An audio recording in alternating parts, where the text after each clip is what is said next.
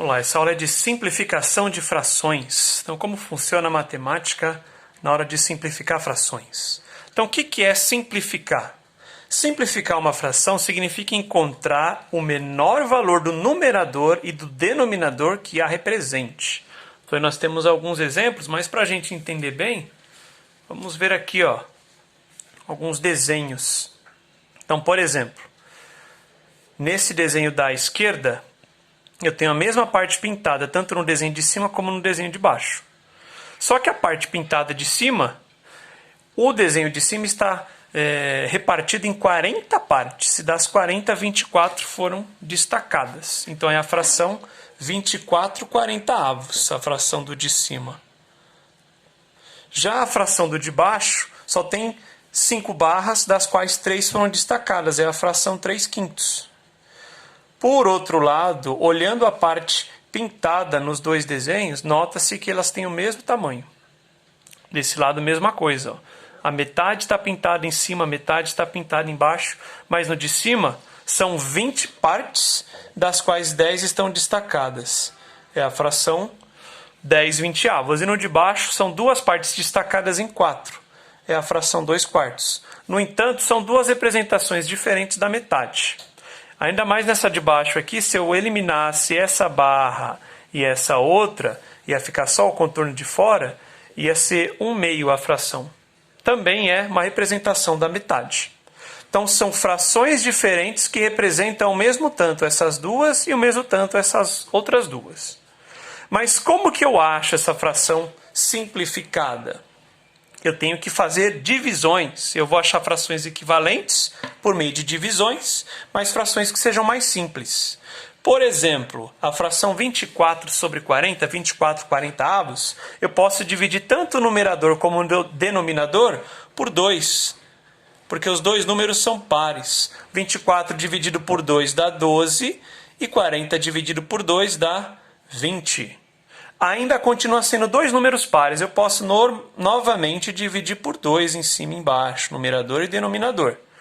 Vai ficar 6 em cima, 10 embaixo, 6 décimos. Poderia novamente dividir por 2. Aí vai dar a fração 3/5. Esse processo de divisão para achar frações mais simples é a que se chama simplificação. A fração 3/5 não tem como eu dividir os dois números, o numerador e o denominador, por um mesmo número. Por exemplo, o numerador dá para dividir por 3, mas o 5 não é divisível por 3, o denominador. Embaixo daria para dividir por 5, mas o numerador não é divisível por 5. Então aqui eu não consigo mais simplificar, eu não consigo mais dividir em cima e embaixo por um mesmo número. E quando isso acontece, que não dá mais para simplificar, eu achei a fração que tem o nome de irredutível. Então eu peguei a fração 24/40, por meio de divisões achei a fração 3/5. Peguei a fração 24/40 e por meio de divisões achei a fração 3/5, que são representações diferentes do mesmo pedaço, da mesma parte em relação ao todo, do mesmo valor numérico. Perceba que eu poderia fazer a divisão não necessariamente só por 2 ou por algum número específico. Se eu perceber que eu posso fazer a divisão em cima e embaixo por um mesmo número, qualquer que ele seja, eu posso fazer. Por exemplo, o 24 e o 40, ambos são divisíveis por 8. 24 dividido por 8 dá 3 e 40 dividido por 8 dá 5. Chega no mesmo lugar, 3/5. Exemplo lá de baixo aqui, o 10 e o 20, ambos são divisíveis por 2. Mas talvez você perceba que eles são divisíveis por 5 também. Tanto faz eu começar dividido por 2 ou por 5. O importante é dividir os dois números pelo mesmo valor.